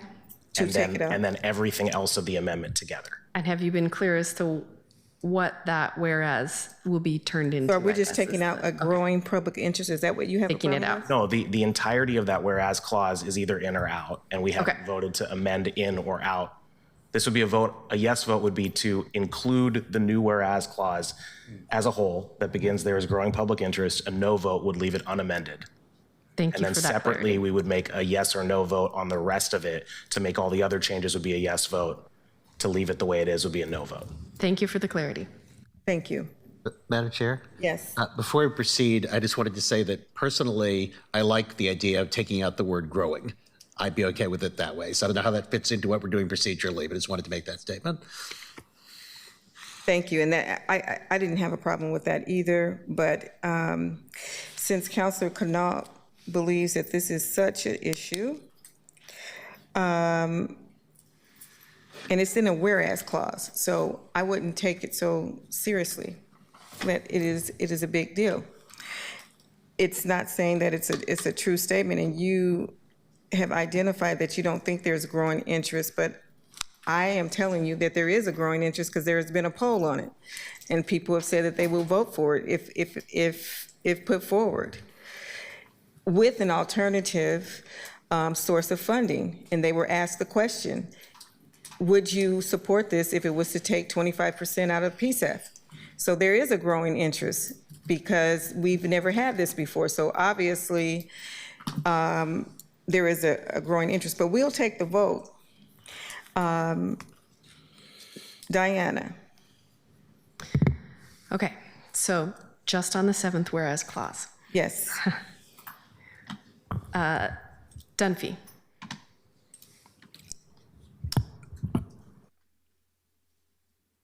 Aye.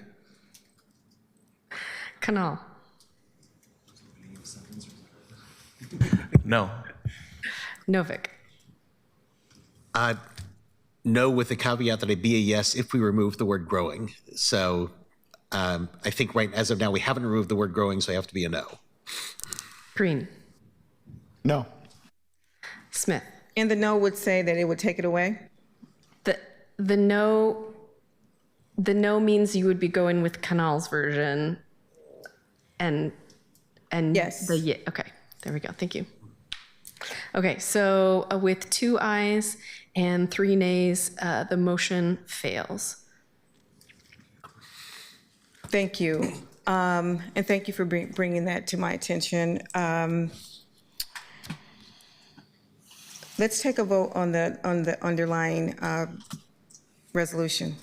Just a point of information, you still have some councilors who haven't spoke to it. Do you want to hear from them first? I had a question. Okay. Councilor Dunphy. Yeah, thank you. I have just a quick question for you all about the deliverables on this. I have been stuck with a conversation that Elizabeth and Bob Kazi and I had, probably Chief Day, 6 months ago, about a new recruitment bottleneck that is almost certainly going to appear, even if we are going in the certain direction we're going right now, which is that we are relying on vacancy savings to pay for overtime, and that those vacancy savings will, as we add more staff, we will have less vacancy savings for the overtime, and the officers that we were individually using are now going to be also in a training capacity potentially, like having a recruit ride along with them, which means that their capacity is even less. So that at some point we will potentially hire the maximum amount of officers, but have a year-long period in which we have not enough officers on the street. We have lower officers on the street than we do now. If we were to also dramatically move towards increasing the overall number of recruits, if we were to add 400, wouldn't we have a similar bottleneck in the near future? I mean, and also, are you all running into that bottleneck yet with the current recruitment efforts that are happening? Nathan, go ahead. Yeah, so I guess in terms Happy to of speak. the costing perspective, if we were to do this analysis, my assumption would be not infinite resources, but there would be available resources. Yes, there is definitely a structural issue with the Police Bureau's budget as it stands, that it cannot pay for all of its authorized positions as well as the overtime, and there is that 18-month, 2-year lag between hiring somebody and when they're effective on the force. For the purpose of this, I think the assumption would be, this is what the goal is. Let's assume we get funding to do that. Where do we go towards that with costing?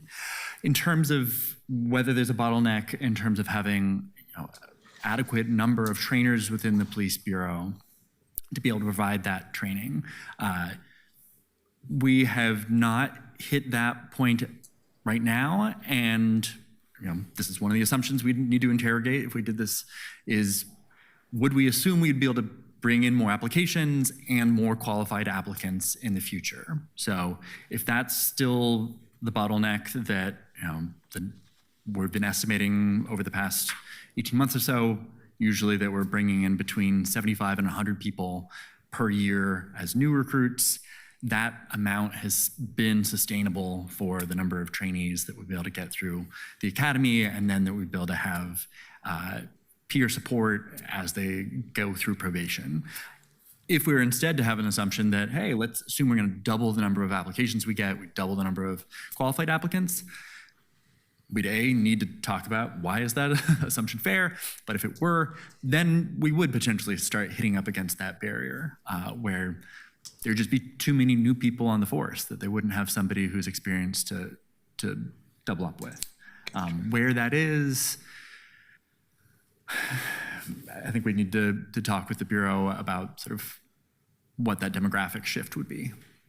I mean, we're that problem really is more about the fact that where we are now rather than this new infusion. I guess what you're saying is if this were to come, it's coming with a chunk of change, not trying to just deal with the existing problems we already have. And potentially maybe even if this came with a large chunk of change, that would make the problem less acute today, the ones we're dealing with now.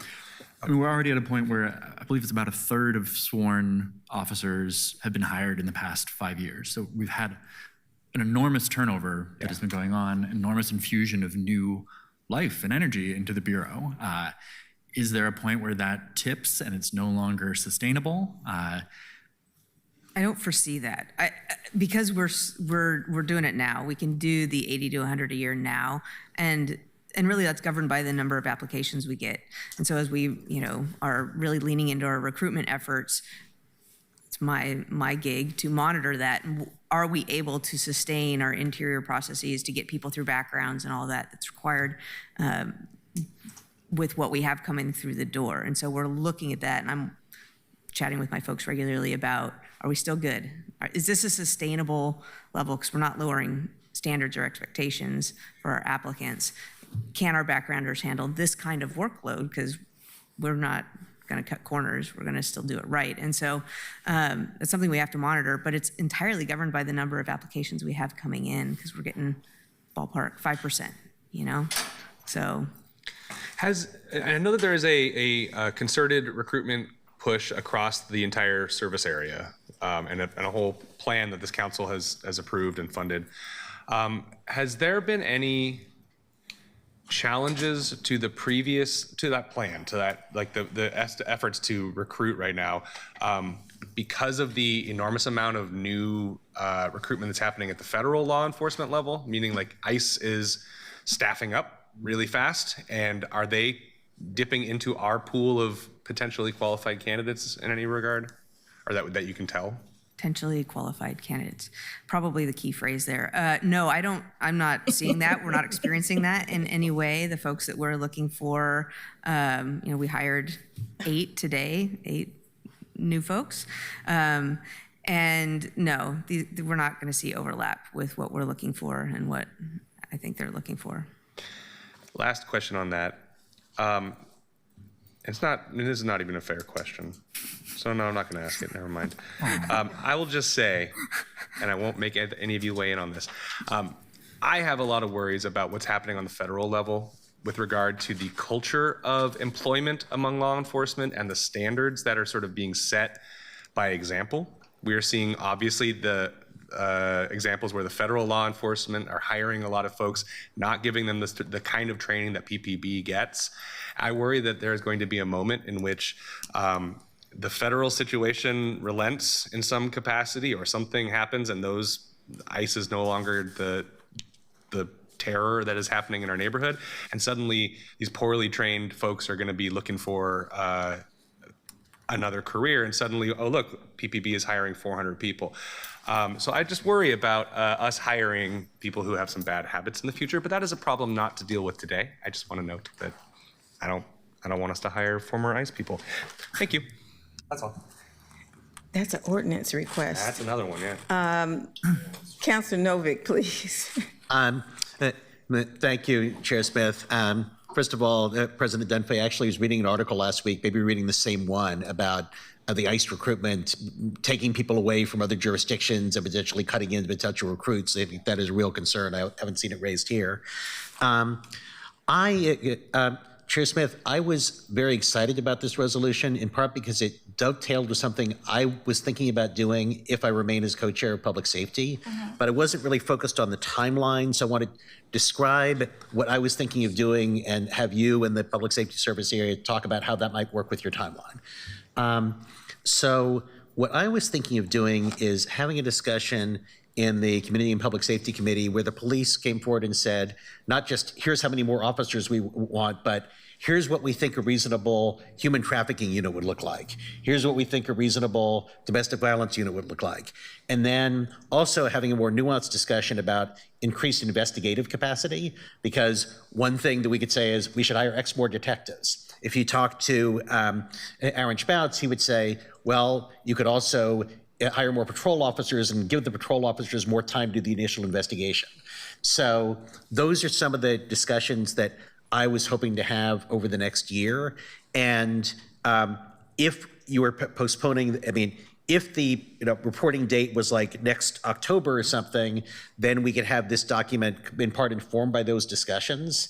On the other hand, maybe this document you're talking about could help inform those discussions. So one thing I was wondering is, are you envisioning that this report would be so organized that way, saying, here's how many people we want for X unit and Y unit, here's various alternatives about how to improve investigation? How did you imagine it looking? I think we could, there's a blanket word there, the comprehensive. And comprehensive could include exactly what you're talking about. We could see X, Y, Z number in each area.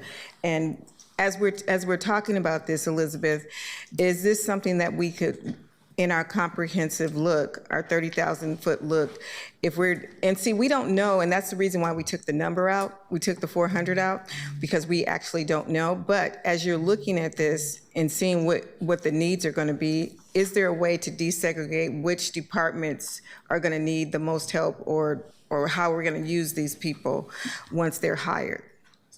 Yeah, I think it's both and, right? Like, in order to get a detective, they have to come into the door as an officer, right? And so I think we could do both in terms of timeframe. I would look to Nathan and Amanda on that one. But overall, it is something that I think we've talked before, Councilor Novick, and I think it's doable. Well, let's talk about it further. And as we're going into it, there's so much language in here that gives us latitude to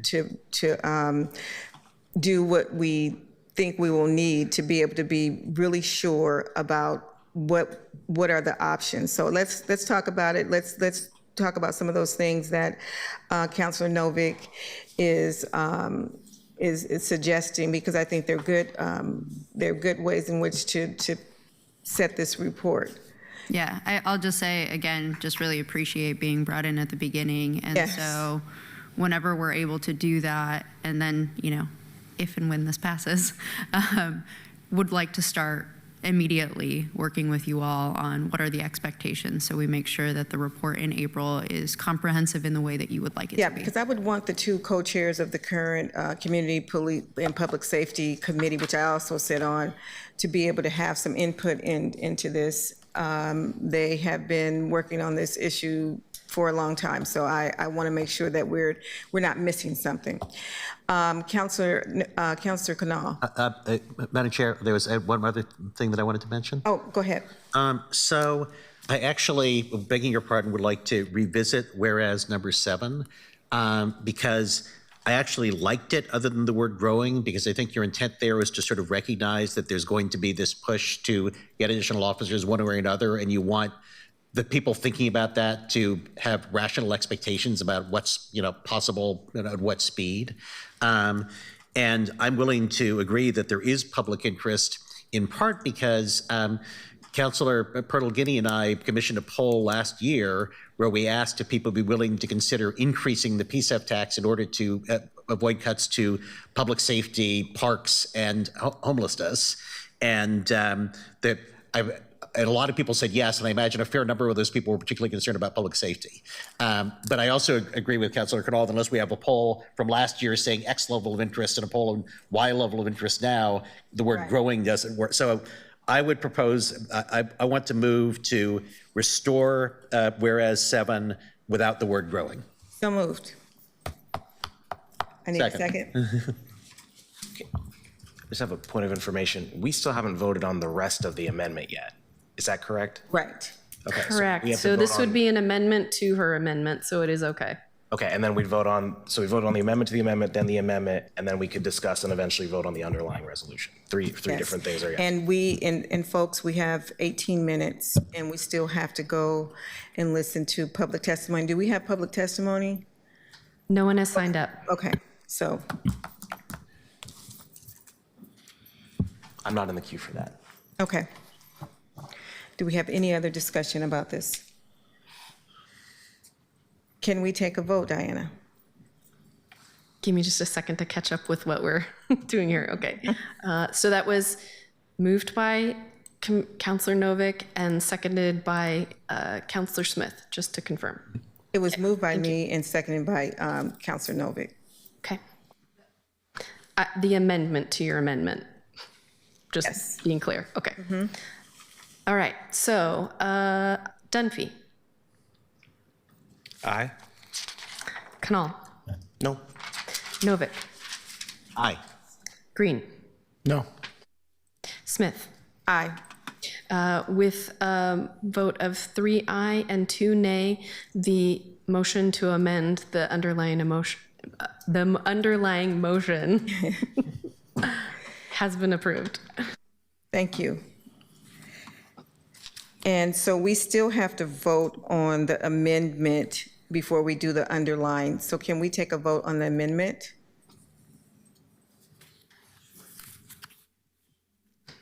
Sure. So, Dunphy, Aye. Canal, Aye. Novick, Aye, and I want to second Councilor Canal's point that I think the Councilor Green's too, that this is a real improvement in the original, so thank you. Green, Aye. Smith. Aye. With a vote of 5 ayes, the motion to amend the resolution as shown in Smith 1 with the change in the amendment from Councilor Novick has been passed. Councilor Canal. Thank you. So, Madam Chair, I hope you'll indulge me because I didn't have a chance to read this until later. I did look at a couple things in here, and I mentioned earlier that the context was really important to me. So I did prepare something I'd like to pass around here as a potential additional amendment. I hope it's considered friendly, and I certainly hope it's considered minor. I did email it into the clerk as well as to you, Christopher. So it makes 3 changes. The first and third are, let me get you a copy too for the folks on that side. Thanks. The first is to the 5th whereas must maintain staffing levels that adequately meet the public safety standards and best practice of a major U.S. city. And then I added, as well as the context of other public safety systems in and serving Portland, e.g. BOEC, parking enforcement, Portland Street Response and Chat, and county, regional, and state public safety systems, because I think it's really important that we look at DPSST pipeline issues, we look at those other contexts I mentioned. That's reflected also in the additionally, which is the last section, adding in as well as changes to other parts of the public safety system which may affect PPB workload. I mentioned Portland Street Response explicitly there, as well as Portland's public safety system down below where it says adequately funded and staffed in alignment with the city's growth, Portland's public safety system, nationally recognized best practices, and the core values of the city of Portland. I think those two are probably connected and very minor. In the middle, I also am proposing just asking for more information on retention.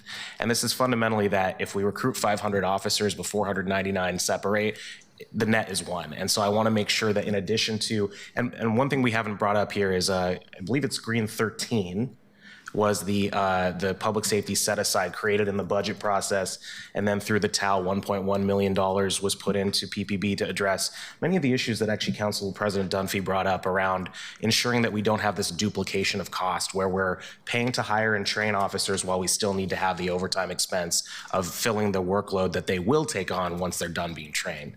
So anyway, back to retention, it adds, shall include information on retention patterns and proposals for retaining PPB personnel, recognizing that recruitment will increase staffing levels only if it outpaces retirements and other separations. And I'm hoping that this is not a large workload change because I also know it's already being done, and I just wanted it to be collated into the same document. So that's my request to add these 3 things in there, and I hope it's considered friendly. It's not considered friendly because what you are doing is you're adding to the scope of work and you're adding to the entire public safety system when the question that's going to be on the ballot is specific to police and not the public safety system. And so I'm trying to get some information specific to the police, not specific to the entire public safety system. And what I would suggest and what I would like you to do is I would like you to put your own request in through as the co-chair of the Community and Public Safety. I would like you to put your own resolution through to get additional information about the overall public safety system, and then we could do that. But I think this is going to cause us not to be able to meet the deadline of April 30th. I don't know. Maybe, Nathan, can you tell me, adding the entire public safety system to this? Point of order, that's not what it does. That's how I read it. So it's simply recognizing the context that we live in a system in the first whereas. Right. In the third, it simply says that it says a projected cost ratio that reflects the increase in, and saying it should also reflect the changes that are already being made that council already approved. It's simply context setting. I'm not asking for a report about PSR. I'm not asking for a report about any of the other parts of the system. I'm simply saying that we should recognize that those other things exist. So recognizing it means that you have to put it into the report. And so, as you say, as well as changes to other parts of the public safety system, which may affect PPB workload. So you're asking us to look at the entire workload. I assume that you would be looking at some of those things, but when you put it in language like this, you want me to look at how will this impact the Portland Street Response? How will this impact 911? And I think that those things have to be looked at, but the way you identify it, it requires a bigger scope of work, in my opinion. It would. The causality is the opposite. It's not how will this impact 911, it's how does 911 impact PPB. Just want to clarify. Tomato. It's not friendly. So any more discussion about this in trying to include this into the, and I apologize to you, Councilor Canal, because I should have had this thing up late. I have a tough time trying to look at stuff on the dais, and we should have had it up there correctly to begin with, so you could have put your requests in.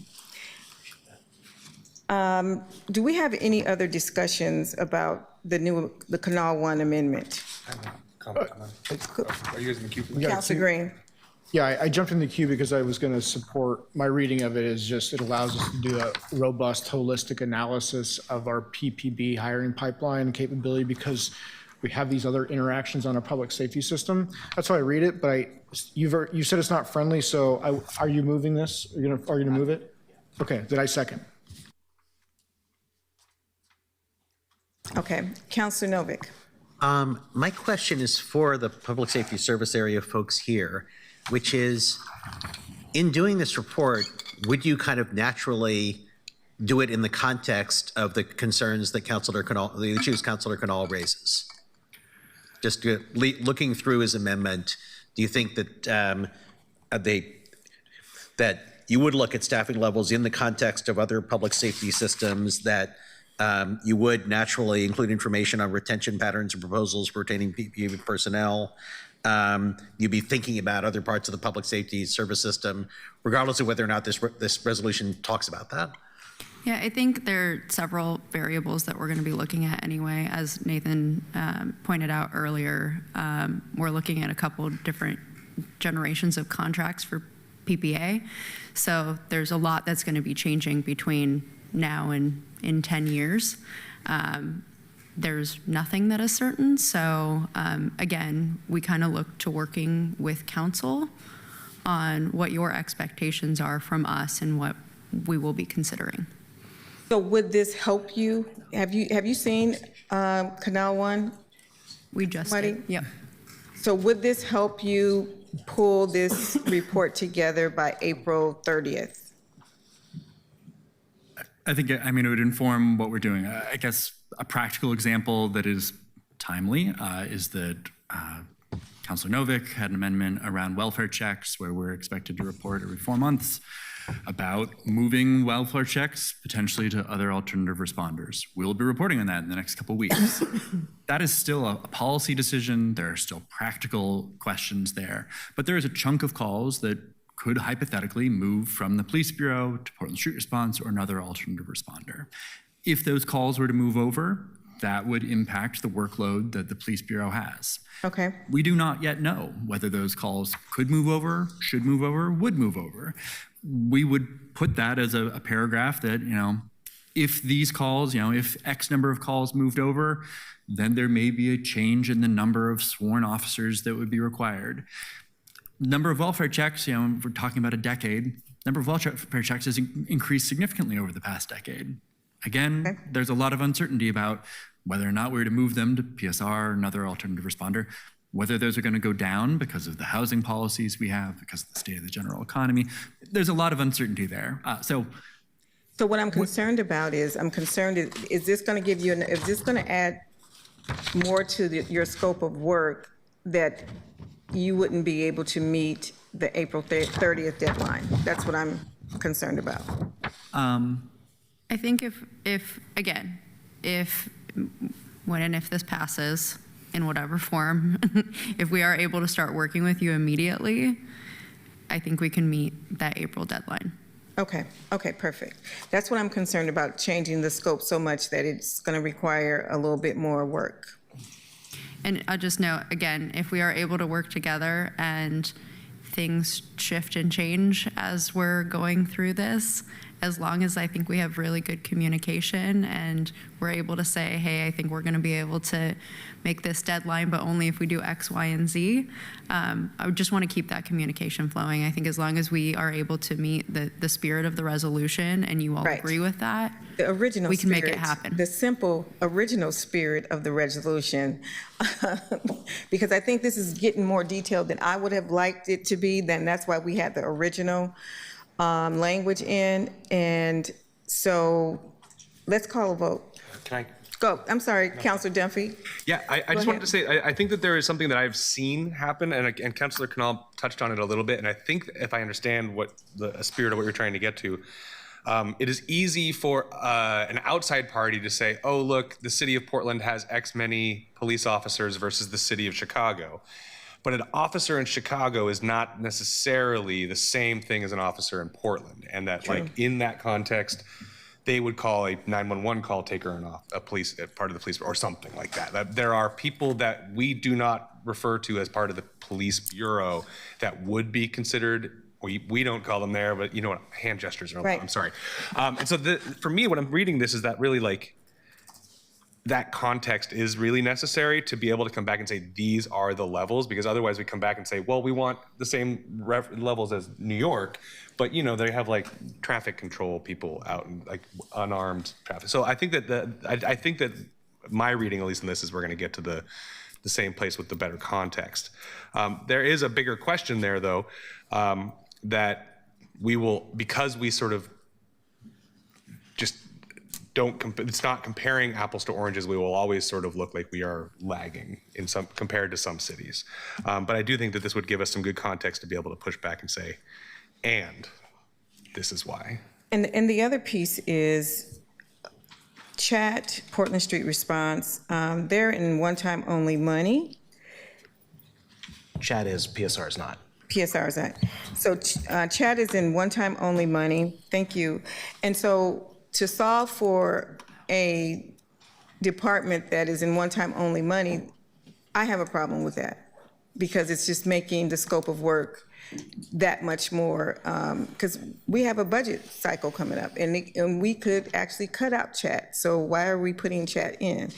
I'd consider it friendly if you wanted to remove and chat from the first one. It's not in the other two parts. Okay. Happy to do that if that's okay with you. That is fine with me. We got 4 minutes left, everybody.